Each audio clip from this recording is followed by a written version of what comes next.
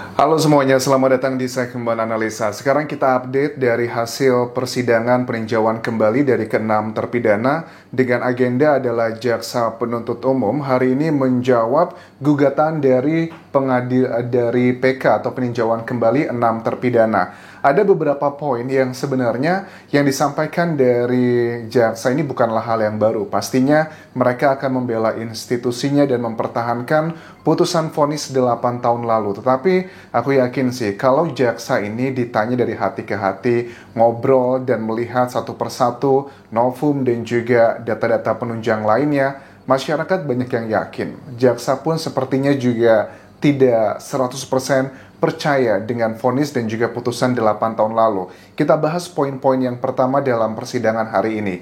Persidangan hari ini diawali adalah dengan drama. Drama apa itu? Drama di mana kuasa hukum dari keenam terpidana ini masih bingung nih. Apakah keenam terpidana ini akan hadir dalam persidangan atau tidak? Karena mereka sudah mengurus sebenarnya untuk proses perizinan dari lapas agar mereka hadir di persidangan. Tetapi ada satu berkas yang belum lengkap, yakni adalah berkas putusan dari atau permintaan dari hakim bahwa mereka diminta untuk datang dalam persidangan. Makanya sidangnya itu akhirnya kan dimulai setelah jam 1 siang. Awalnya diagendakan sekitar jam 10 pagi. Setelah terjadi hal seperti itu, nunggu ada berkasnya datang, suratnya datang, akhirnya mereka dihadirkan. Dan dari kuasa hukum pun juga mengatakan bahwa kalau seandainya keenam terpidana tidak hadir dalam persidangan, mereka meminta agar lebih baik persidangannya itu ditunda saja. Alasannya apa?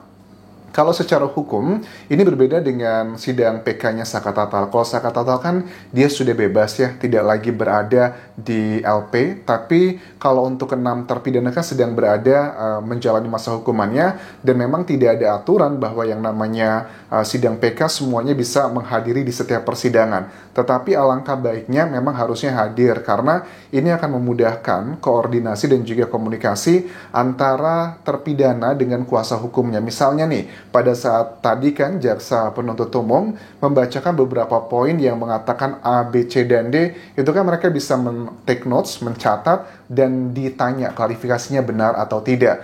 Dalam persidangan hari ini pun keenam terpidana yang hadir, mereka kelihatan lebih tenang dibandingkan di persidangan awal. Seperti Rivaldi, kalau di sidang awal kan dia kelihatan banget ya, mulutnya itu kayak gacor gitu lah, bocor kemana-mana begitu. Suka memberikan komentar-komentar yang nyeletuk-nyeletuk yang mengindikasikan dia kesel. Tetapi dalam sidang kedua kali ini, semuanya itu lebih banyak diam dan lebih banyak kalemnya. Karena memang jangan sampai nih ada hal-hal yang sifatnya itu kayak membuat kegaduhan, memprovokasi, nanti ini akan dijadikan alasan oleh pihak lawan agar meminta mereka tidak dihadirkan dalam persidangan. Ini adalah strategi yang harus disampaikan ya untuk para terpidana agar mereka bisa mengontrol emosi. Sama juga nih buat teman-teman yang hadir dalam persidangan, jangan terlalu memprovokasi untuk keenam terpidana menyatakan hal-hal yang sensitif, karena ini nanti bisa menjadi salah satu alasan agar mereka tidak hadir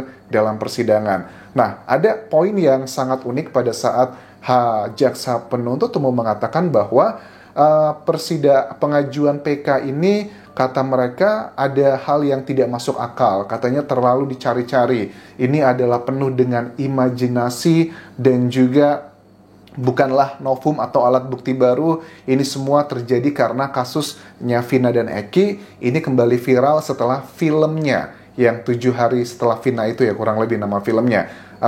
Aku lupa nama filmnya apa, tapi gara-gara film tersebutlah yang ngebuat kasus ini kembali diangkat. Tapi justru kalau aku lihat di sini ada satu hal yang salah gitu. Kenapa? Di film itu kan awalnya masyarakat itu curiga dengan oknum-oknum karena mereka diduga menyembunyikan ketiga orang yang masuk dalam DPO. Tetapi gara-gara kasus ini pun kembali viral dan banyak plot twist di sini dengan kemunculan saksi-saksi baru yang awalnya kita sangat benci banget dengan para terpidana, sebegitu jahatnya kamu membegitukan Vina dan juga Eki. Tapi sekarang malah justru terbalik. Banyak masyarakat yang yakin mereka bukanlah pelakunya. Jadi alasan gara-gara film tersebut menurut aku tidak masuk akal, karena ini adalah plot twistnya. Awalnya mereka yang menjadi orang jahatnya kesannya ya. Di filmnya pun juga sama, senada. dengan putusan di vonis 8 tahun lalu, tapi sekarang berubah 180 derajat.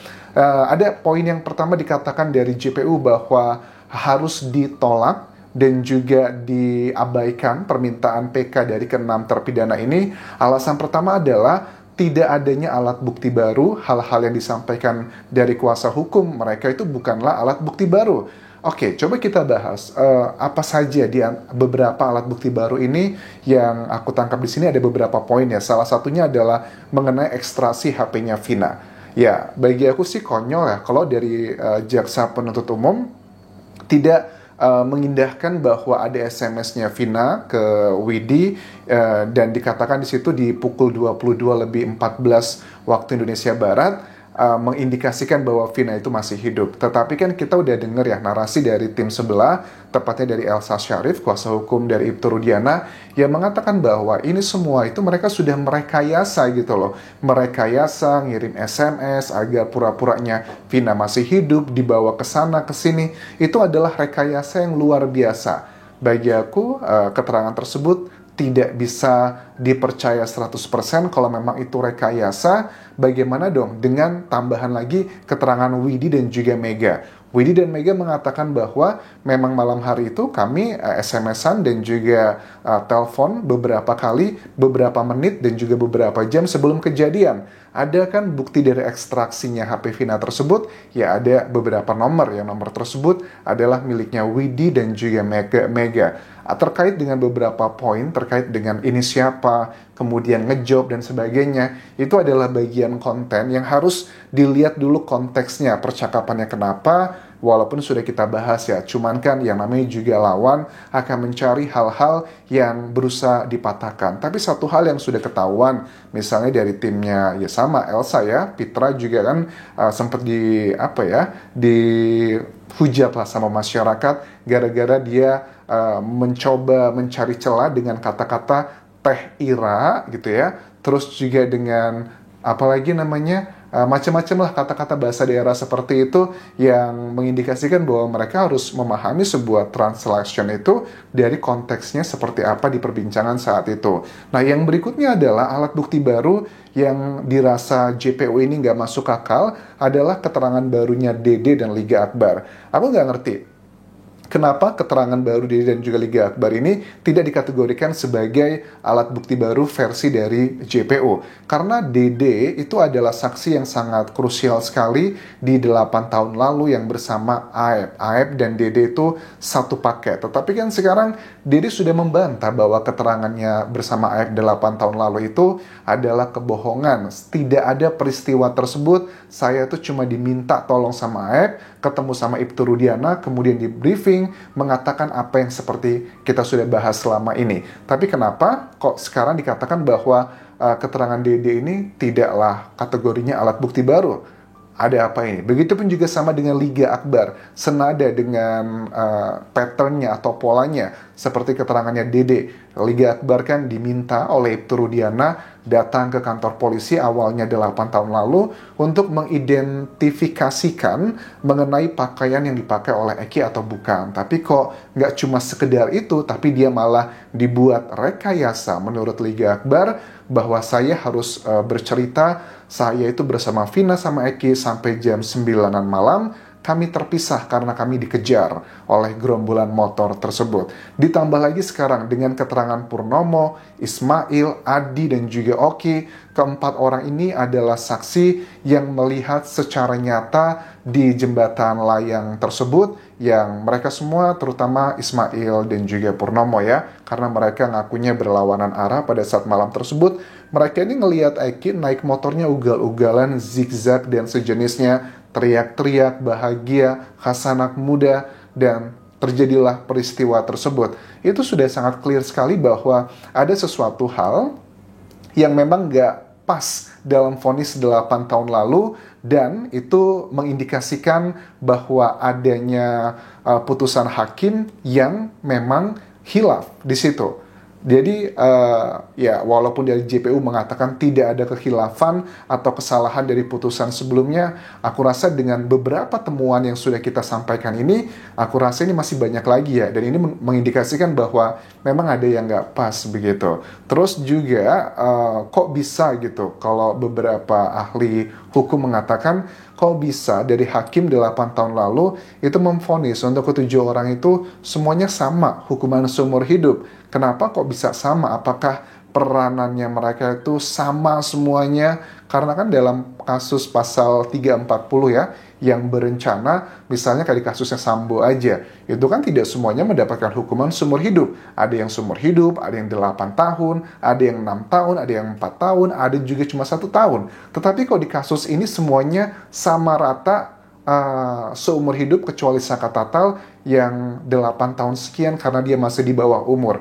Jadi logika secara hukum aja mereka punya peranannya beda-beda tapi kok bisa mendapatkan hal yang sama. Apa yang terjadi? Apakah karena mendapatkan tekanan dari masyarakat yang melakukan demonstrasi 8 tahun lalu, ataukah memang sudah ada titipan-titipan harus A, B, C, dan D walaupun alat buktinya juga nggak kuat. Tapi kalau menurut JPU sih dalam pemaparannya dikatakan bahwa kasus ini sudah diuji katanya. Putusan ini sudah berkekuatan hukum tetap, sudah diuji dari pengadilan negeri sampai ke pengadilan tinggi, bahkan mereka sudah mengajukan gerasi.